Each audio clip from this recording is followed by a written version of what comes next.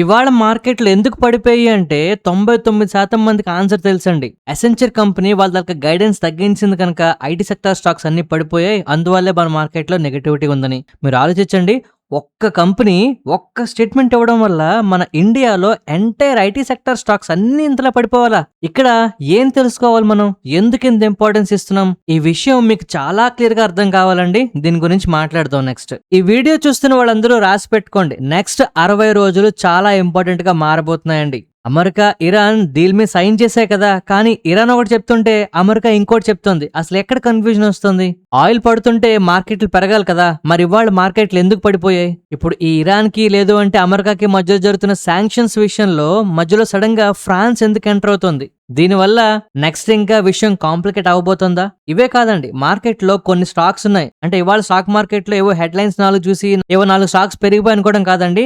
ఇవాళ మనం డిస్కస్ చేసుకునే స్టాక్స్ మీకు ఖచ్చితంగా తెలియాలి. అలాంటి ఇంపార్టెంట్ స్టాక్స్ గురించి కూడా మాట్లాడదాం. మిస్ అవ్వకుండా చూడండి. ఈ వీడియో పూర్తిగా చూసిన తర్వాత నేను చెప్పింది కరెక్ట్ అనిపించినా లేదు నేను చెప్పింది మీకు నచ్చినా తప్పకుండా మన వీడియోకి లైక్ చేయండి, మన ఛానల్ కి సబ్స్క్రైబ్ చేయండి. ఇవాళ నిఫ్టీ 154 పాయింట్లు డౌన్ అయిపోయిందండి. 24,000 దగ్గరకైతే వచ్చేసింది. మార్కెట్ లో బ్రెడ్ చూస్తే నువ్వా నేనా అన్నట్టున్నది. 1427 స్టాక్స్ మనకి పాజిటివ్ గా ఉంటే 1533 స్టాక్స్ నెగిటివ్ గా ఉన్నాయి. కానీ అదృష్టవశాత్తు ఇవాళ నా పోర్ట్ఫోలియో దగ్గరగా 0.5% పాజిటివ్ గా ఉందండి. మరి మీ పోర్ట్ఫోలియో ఎలా ఉంది? ఇవాళ మీ పోర్ట్ఫోలియోలో పెరిగిన స్టాక్స్ ఏవి, తగ్గిన స్టాక్స్ ఏవి ఒకసారి కామెంట్ సెక్షన్ లో ఒకసారి తప్పకుండా చెప్పడానికి ట్రై చేయండి. ఈ ఇరాన్ వార్ స్టార్ట్ అయిన తర్వాత గడిచిన 3 నెలల్లో ఇన్ని ట్విస్ట్లు ఎప్పుడు చూడలేదండి. మార్కెట్ లో చాలా ట్విస్ట్లు ఉన్నాయి. ఎందుకంటే అందరం కూడా యుద్ధం అయిపోయింది, ఏదో డీల్ జరిగిపోయింది అనుకున్నాం కదా. కానీ ఇప్పుడు అమెరికా, ఇరాన్, ఫ్రాన్స్, ఇజ్రాయెల్, ఆఖరికి ట్రంప్ తాలూకా ఓన్ టీం కూడా స్టిల్ అగ్రిమెంట్ లో ఏముంది అని చెప్పి అందరికందరూ డిఫరెంట్ గా ఎక్స్ప్లెయిన్ చేస్తున్నారండి. జరిగింది పీస్ డీలే, కానీ యాక్చువల్ గా అది పీస్ డీల్ కాదు. 60 రోజులు టైం తీసుకున్నారండి నెక్స్ట్ బ్యాటిల్ మొదలవడానికి. ఈ 60 రోజుల్లో కూడా ఏం జరుగుతుందనేది నెక్స్ట్ ఆయిల్ ప్రైసెస్ ని, ఇన్ఫ్లేషన్ ని, గ్లోబల్ మార్కెట్స్ ని, మేబీ నెక్స్ట్ మిడిల్ ఈస్ట్ తలక భవితవ్యాన్ని డిసైడ్ చేసేలా ఉంది పరిస్థితి. అసలు ఎందుకండి కన్ఫ్యూజన్? మార్కెట్ లో క్లారిటీ వచ్చింది కదా, ట్రంప్ సంతకం పెట్టారో లేదు అంటే ఇరాన్ సంతకం పెట్టిందో.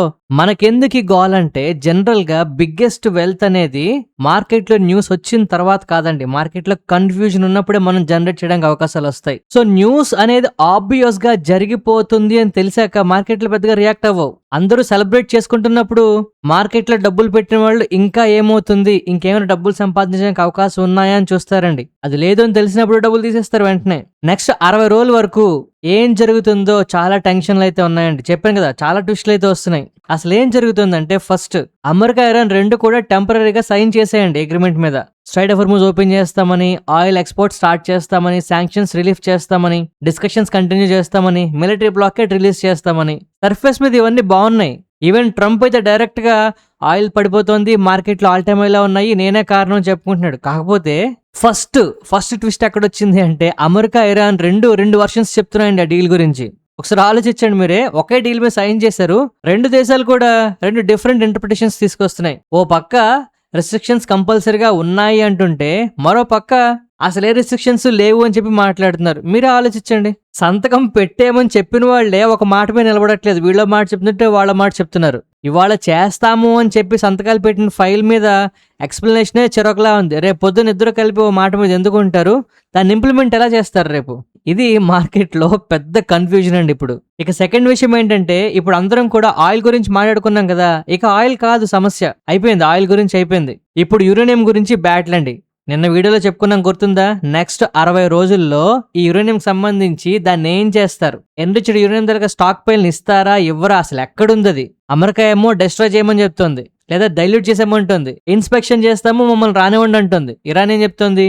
మేము కోఆపరేట్ చేస్తాము, కానీ కొన్ని సర్టెన్ కండిషన్స్ ఉన్నాయి, వాటికి ఒప్పుకుంటూనే ఇస్తాం, అది కూడా మీకైతే ఇవ్వం, వేరే దేశాలకు ఇస్తామంటుంది. అయితే ఇక్కడ ప్రధాన సమస్య ఏంటో తెలుసా అండి? ప్రపంచమంతా కూడా అమెరికా ఏదో ఒకటి చేస్తుంది లేదా ఇరాన్ ఏదో ఒకటి చేస్తుంది అనుకుంటున్నారు, కానీ ఈ న్యూక్లియర్ స్టాక్ పైల్ సంబంధించి చేసే అసలైన పెద్ద సంస్థ IAEA, international atomic energy agency వాళ్ళు ఇప్పుడు పెద్ద వార్నింగ్ ఇస్తున్నారండి. ఇంప్లిమెంటేషన్ అనేది టెక్నికల్ గా చాలా డిఫికల్ట్ అని చెప్పి, ఇన్స్పెక్షన్స్ అవ్వాలి, వెరిఫికేషన్స్ అవ్వాలి, మానిటర్ చేయాలి, ఏదో పేపర్ మీద సంతకాలు పెట్టినట్టయితే అయ్యే పని కాదు అని చెప్పి వీళ్ళు మాట్లాడుతున్నారు. అంటే ఎవరైతే నిజంగా అమెరికా చెప్పిందైనా ఇరాన్ చెప్పిందైనా జరగాలంటే అసలు అది ఏ స్టేట్ లో ఉంది, దాన్ని తీయగలమా, ప్రాసెస్ ఏంటి, ఇది టెక్నికల్ గా చేసేవాళ్ళు అంత ఈజీ కాదంటున్నారు ఇప్పుడు. సిగ్నేచర్స్ ఏముందో ఓ రోజులో అయిపోతాయి, కానీ వెరిఫికేషన్ కొన్ని నెలల టైం పట్టేలా కనిపిస్తుందండి. మీకు అర్థమవుతుందో మార్కెట్లో టెన్షన్ ఎక్కడ క్రియేట్ అవుతుందో.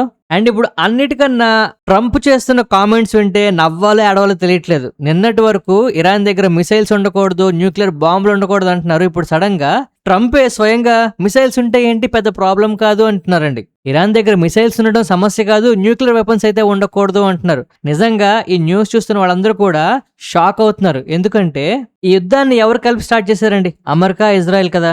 ఇజ్రాయెల్ వాళ్ళు మొదటి నుంచి ఏం చెప్తున్నారు? న్యూక్లియర్ బాంబులు ప్రపంచానికే ప్రమాదం, ఇక మిసైల్స్ కూడా చాలా ఇబ్బంది పెట్టే విషయం. ఇరాన్ తాలూకా మిసైల్ ప్రోగ్రామే ఒక మేజర్ థ్రెట్ అని చెప్పి మొదటి నుంచి వాదిస్తూ వస్తున్నారండి. ఇప్పుడు సడన్ గా ట్రంప్ ఏమో వాళ్ళ తాలూకా మిసైల్స్ తో ప్రాబ్లం లేదు, వాళ్ళ దగ్గర మిసైల్స్ ఉండొచ్చు అంటున్నారు. ఇది ఫ్యూజ్లు ఎగిరిపోయే విషయం ఇజ్రాయెల్ కి.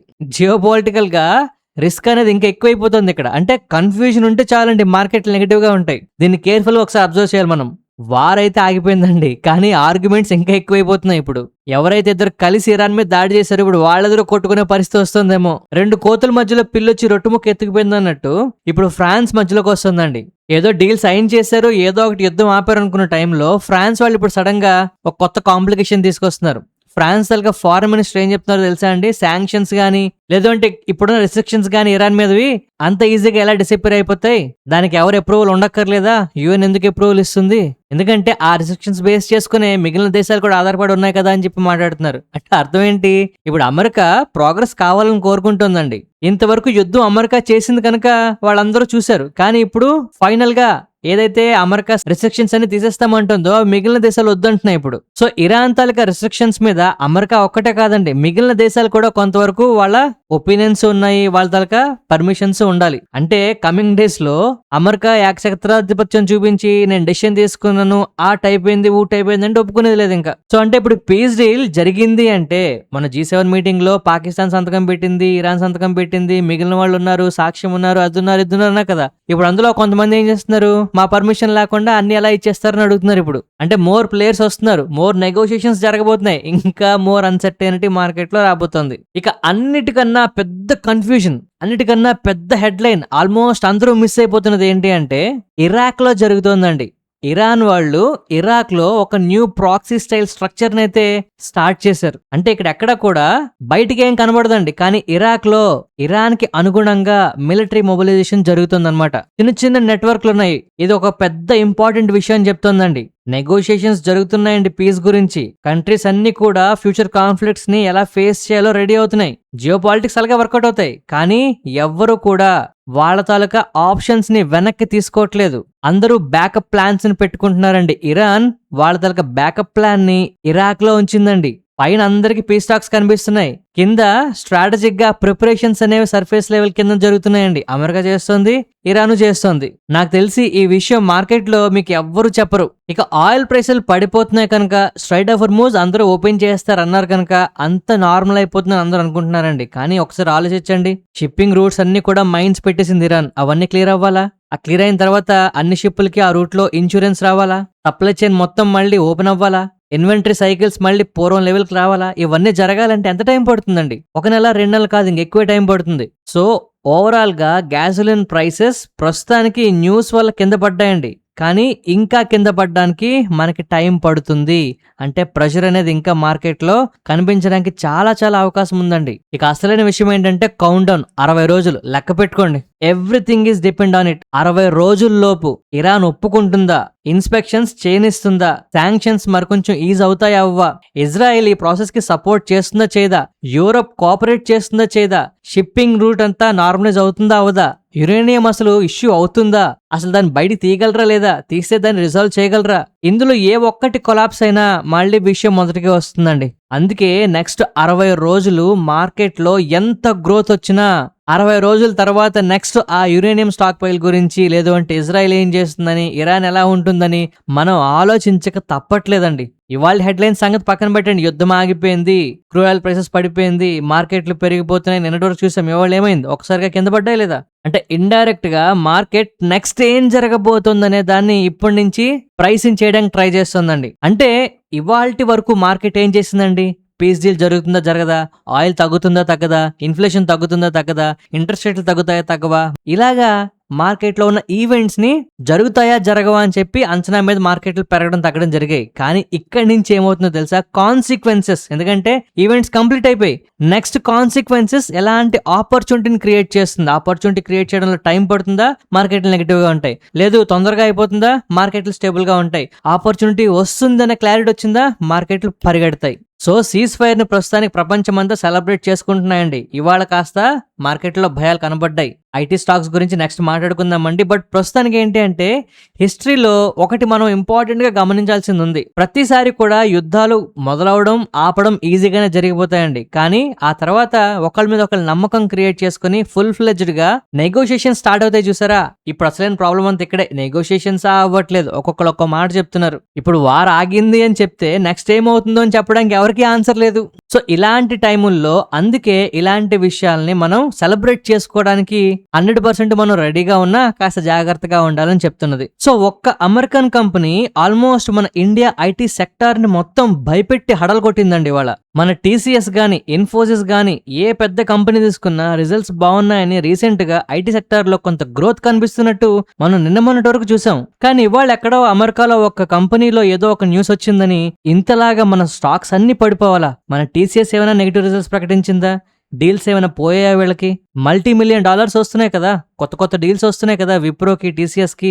ఈవెన్ ఇన్ఫోసిస్ కూడా రెవెన్యూస్ విషయంలో గ్రోత్ చూపిస్తోంది కదా. ఎంటైర్ ఐటీ సెక్టర్ మొత్తం ఎందుకు ఇలా గడగడ రాలిపోతుందంటే, అసెంచర్ తాలూకా మేనేజ్మెంట్ వాళ్ళు చేస్తున్న ఒక్క కామెంట్, సింగిల్ స్టాన్స్ మనం ఖచ్చితంగా అర్థం చేసుకోవాలండి. ఈ అసెంచర్ తాలూకా కంపెనీ వాళ్ళు ఏం చెప్తున్నారు, నెక్స్ట్ కమింగ్ క్వార్టర్స్ లో మా తాలూకా గ్రోత్ ఎక్స్పెక్టేషన్స్ తగ్గించుకుంటున్నాము అని చెప్తున్నారు. అంటే బిజినెస్ పెద్దగా ఉండదు అని చెప్తున్నారండి. అంటే అమెరికాలో ఉన్న పెద్ద కంపెనీ అసెంచర్ కే డిమాండ్ లేకపోతే మన ఐటీ కంపెనీస్ కి ఇంకా పరిస్థితి ఘోరంగా ఉంటుందా అనే భయాలు ఇప్పుడు మార్కెట్ లో పట్టుకున్నాయి. కానీ ఇక్కడ ప్రశ్న ఏంటంటే, ప్రతిసారి రిజల్ట్స్ వచ్చిన ప్రతిసారి లేదు అంటే ఎప్పుడైనా సరే అసెంచర్ గురించి ఎందుకు టాపిక్ వస్తుంది అంటే, Accenture one of the world's biggest company అండి. వీళ్ళు ఎప్పుడైతే వాళ్ళ తలక టెక్నాలజీ స్పెండింగ్ ని తగ్గించుకుంటారో ఖచ్చితంగా ఎంటైర్ ఇండస్ట్రీలో స్లో డౌన్ వస్తుందని అర్థం చేసుకోవచ్చు. ఇది one of the biggest company కనుక దీన్ని అందరూ కూడా రిఫరెన్స్ గా తీసుకుంటున్నారండి. సో ఎప్పుడైతే ఐటీ కంపెనీస్ కి స్పెండింగ్ పెరుగుతుందో అసెంచర్ కి ముందుగా తెలుస్తుంది అనమాట. అలాగే స్పెండింగ్ తగ్గించుకుంటే అసెంచర్ కి ముందుగా ఎఫెక్ట్ పడుతుంది. ఇదే జరుగుతుంది ఇప్పుడు. అసెంచర్ కంపెనీ తాలూకా పర్ఫార్మెన్స్ ని, లేదంటే ఆ కంపెనీ తాలూకా గైడెన్స్ ని ఒక ఎర్లీ వార్నింగ్ సిస్టమ్ కింద మన ఇండియన్ ఐటీ సెక్టర్ కన్సిడర్ చేస్తుంది. ఎల్లో లైటో లేదు అంటే ఆరెంజ్ లైటో వెలిగించారు అక్కడ. పరిస్థితి ముందు కొంచెం గ్రోత్ ఎక్కువ ఉండకపోవచ్చు అని చెప్పి, అంతే. ఇక్కడ మనకి రెడ్ సిగ్నల్ పడిపోయింది డైరెక్ట్ గా. ఎందుకంటే మార్కెట్ ఎప్పుడు కూడా ఫ్యూచర్ గురించి ఆలోచించి రియాక్ట్ అవుతుంటుందండి. ఫ్యూచర్ స్లో డౌన్ ఉంటుంది అంటే ఇప్పుడే పడిపోతాయి ముందు స్టాక్స్ అన్ని. అందువల్ల అసెంచర్ దగ్గర నుంచి ఏమాత్రం డీ గ్రోత్ సెంటిమెంట్ కనిపించిన మన ఐటీ సెక్టార్ లో రక్తపాతం జరుగుతుంటుంది. ఇది ఒకటే కాదు, FIS సెల్లింగ్ కంటిన్యూగా చేస్తున్నారండి. మన విక్స్ ఒకటి జంప్ అయిపోయింది రీసెంట్ గా.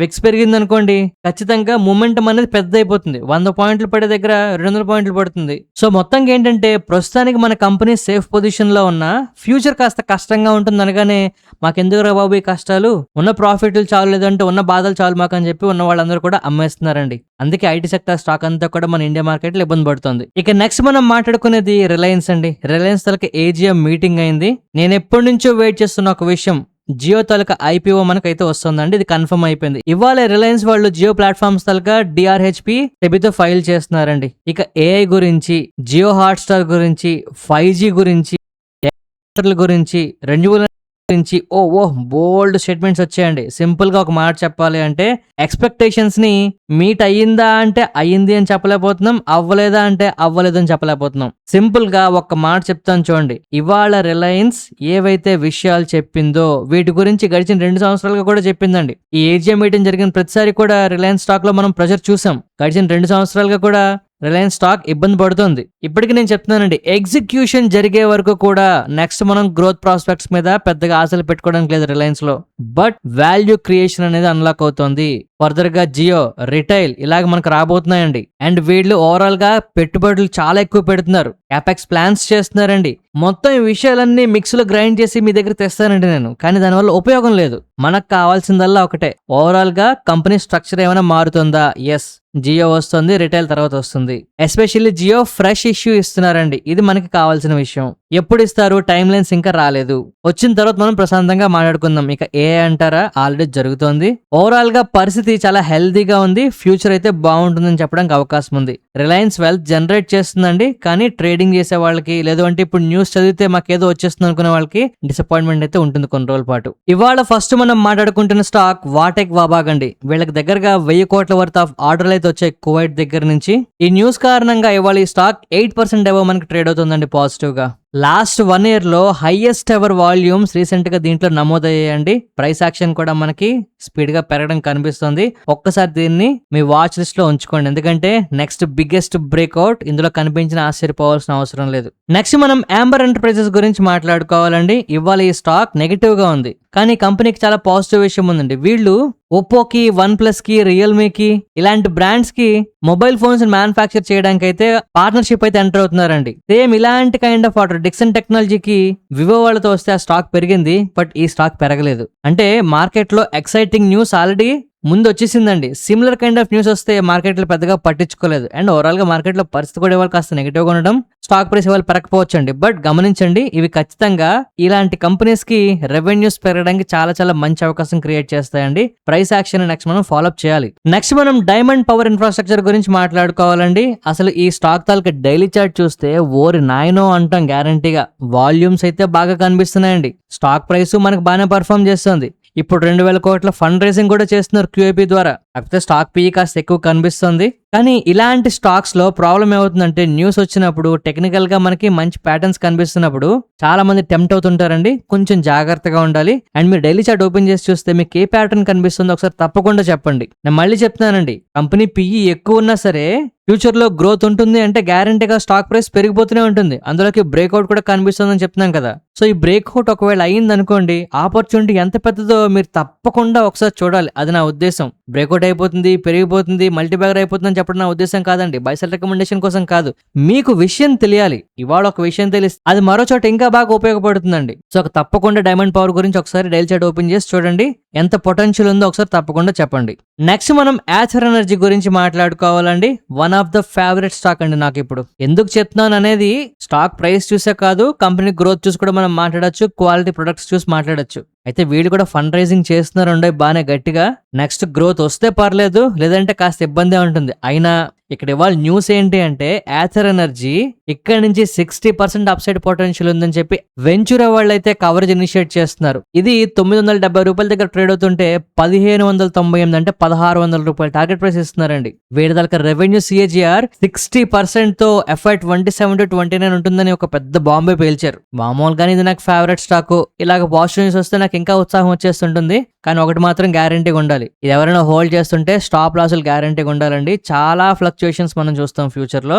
ఎవరెన్ని చెప్పినా తమ్ముడే ప్యాకెట్ అన్నట్టు ఖచ్చితంగా మనం కొంత జాగ్రత్తగానే ఉండాలి ఇలాంటి స్టాకుల్లో. నెక్స్ట్ మనం సిర్మా SGS గురించి మాట్లాడుకోవాలండి. ICICI డైరెక్ట్ వాళ్ళు దీనికి బై రేటింగ్ ఇస్తున్నారు. ఇది 1350 దగ్గర ట్రేడ్ అవుతుంటే 1550 రూపాయలు టార్గెట్ ప్రైస్ అయితే ఇస్తున్నారు. అండ్ వీళ్ళు ఏం చెప్తున్నారంటే 32% CAGR తో వీళ్ళ రెవెన్యూస్ FY 27 to 28 ఉంటాయని చెప్పి మాట్లాడుతున్నారండి. కోర్స్ వాల్యుయేషన్స్ చాలా ఎక్కువ ఉన్నాయి. డిప్ వస్తే ఎగరేసుకుపోదామని చాలా మంది చూస్తున్నారు. ఇది కంపెనీకి పాజిటివ్ విషయం. నెక్స్ట్ మనం ట్రాన్స్ఫార్మర్స్ అండ్ రెక్టిఫైర్స్ గురించి మాట్లాడుకోవాలండి. దీని గురించి చెప్పే ముందు ఒక్క విషయం, ఒక స్టాక్ పెరుగుతుందా లేదా, ఫ్యూచర్ లో గ్రోత్ ఉంటుందా ఉండదా, బిజినెస్ లో మనం ఇన్వెస్ట్మెంట్ చేయడానికి రిస్క్ తీసుకోవచ్చా తీసుకోకూడదా, ఇలాంటి విషయాలు మనకు తెలియాలండి. Transformers and rectifiers almost recent గా 50% డౌన్ అయిపోయిందండి. కంపెనీలో ఏమైనా నెగిటివిటీ ఉందా, బిజినెస్ పడిపోయిందా అంటే కాదండి. కంపెనీకి గ్రోత్ ఉందని అందరికీ తెలుసు, కానీ స్టాక్ ప్రైస్ కింద పడిపోయింది. పెరుగుతుంది అని తెలిసిన కంపెనీలో కూడా ఇంత ఫాల్ ఎందుకు వచ్చిందో మీకు విషయాలు తెలుసా అండి? లేదు, ఇక్కడి నుంచి కంపెనీ ఎంత స్పీడ్ తో పెరుగుతుందో మీకు ఏమైనా అంచనాలు ఉన్నాయా? Transformers and rectifiers daily chart open చేసి చూస్తే బ్రేక్అవుట్ కనిపిస్తుందని అందరికి అర్థమవుతుందండి. కానీ ఈ బ్రేక్అవుట్ ఎంత డేంజర్. లేదు, ఈ బ్రేక్అవుట్ లో పార్టిసిపేట్ చేస్తే ఎంట్రీస్ ఎలాగా, స్టాప్ లాస్ ఎక్కడ ఎలా పెట్టుకోవాలి, స్వింగ్ ట్రేడింగ్ అయితే ఎలా చేయాలి, లేదు ఇన్వెస్ట్మెంట్ కోసం అయితే ఎలా చేయాలి, ఇలాంటి విషయాలు మీకు తెలుసా అండి? ఆర్ అట్లీస్ట్ మీ తాలూకా ఎగ్జిస్టింగ్ పోర్ట్ఫోలియోలో ఇవాళ మాట్లాడుకున్న మనం కొన్ని స్టాక్స్ ఉన్నాయి చూసారా అండి? నా ఫేవరెట్ స్టాక్ యాథర్ అన్నాను. ఆ కంపెనీ ఎందుకు పెరుగుతుందో, ఎంత స్పీడ్ తో పెరుగుతుందో, మీ పోర్ట్ఫోలియోలో ఉన్న ఎన్ని స్టాక్స్ కన్నా అది స్పీడ్ గా పెరుగుతుందో మీకు తెలుసా? ఇలాంటి విషయాలు మన స్టాక్ మార్కెట్ వర్క్ షాప్ లో అయితే మేము డిస్కస్ చేస్తున్నామండి. మన ఇండియాలో ఉండే one of the finest business గురించి మనం మాట్లాడబోతున్నాం. ఆల్రెడీ చెప్తున్నామండి, ఇలాంటి కేస్ స్టడీస్ మీరు తప్పకుండా తెలుసుకోవాలి. మేము చెప్పే స్టాక్స్ కొనండి, ఈ మల్టీ బ్యాగర్లు అయిపోతాయి, లేదంటే ఇలా బైసెల్ రికమెండేషన్స్ ఇస్తాము, ఇలాగ కాదండి మేము మాట్లాడుతున్నది. ఒక కంపెనీ ఎందుకు పెరుగుతుంది, దానికి ఏమైనా ప్రూఫ్స్ ఉన్నాయా, మన పోర్ట్ఫోలియోలో ఏ స్టాక్స్ హోల్డ్ చేస్తున్నామో వాటికన్నా ఇది బెటర్ పొజిషన్లో ఉందా లేదా, ఇలాంటి విషయాలు మీకు అర్థమయ్యేలాగా చెప్తున్నామండి. మీరు టెక్నికల్గా తీసుకున్నా, స్వింగ్ ట్రేడింగ్ కోసం తీసుకున్నా, ఫండమెంటల్గా తీసుకున్నా, ఎలాగైనా సరే ఒక కంపెనీ గురించి మీకు అర్థం కావడానికి ఎలాంటి విషయాలు తెలియాలో ప్రతి విషయాన్ని మేము డిస్కస్ చేస్తున్నాం. అండ్ ఈ టైంలో నేను ఓపెన్గా చెప్తున్నానండి, కమింగ్ డేస్లో మా వీడియోస్లో వచ్చే కొన్ని స్టాక్ అనాలిసిస్లు మీకు పోస్ట్ చేస్తానండి. వర్క్షాప్లో ఏవైతే స్టాక్స్ డిస్కస్ చేసామో 1-2 స్టాక్స్ గురించి మన వీడియోస్లో కూడా చెప్తానండి. తప్పకుండా మిస్ అవ్వకుండా చూడండి. ఇది మీ అందరికీ తెలియాలి అనే ఒక ఆలోచనతో నేను చేస్తున్న పనండి. మీకు ఖచ్చితంగా ఉపయోగపడుతుందని నేను ఆశిస్తున్నా. అలాగే అవకాశం ఉన్న వాళ్ళు మన వర్క్షాప్లో డిస్కస్ చేసుకున్న స్టాక్స్ గురించి నేను చెప్పిన తర్వాత మీకు నచ్చితే తప్పకుండా మన వర్క్షాప్లో జాయిన్ అవ్వండి. ఇది మీ అందరికీ ఖచ్చితంగా ఎంతో కొంత ఇన్ఫర్మేషన్ ఇవ్వడమే కాదండి, వెల్త్ జనరేట్ చేయడంలో కూడా హెల్ప్ అవుతుందని ఆశిస్తున్నా. దీనికి మీ నుంచి 100% సపోర్ట్ కావాలని నేను రిక్వెస్ట్ చేస్తున్నా. ఇక నెక్స్ట్ మనం నిఫ్టీ 50 గురించి మాట్లాడుకోవాలండి. అబ్బా, ఇవాళ 3 గంటల ప్రాంతంలో ఆల్మోస్ట్ బుర్ర పాడు తలనొప్పి అని చెప్పొచ్చు ఒక్క మాటలో మాట్లాడాలంటే. చాలా మంది ఏమనుకుంటారంటే ఇవాళ కంప్లీట్ గా ఏదో జరిగిపోయింది నిఫ్టీలో అనుకుంటారండి. ఏం కాదు, రీజిక్ జరిగిందండి.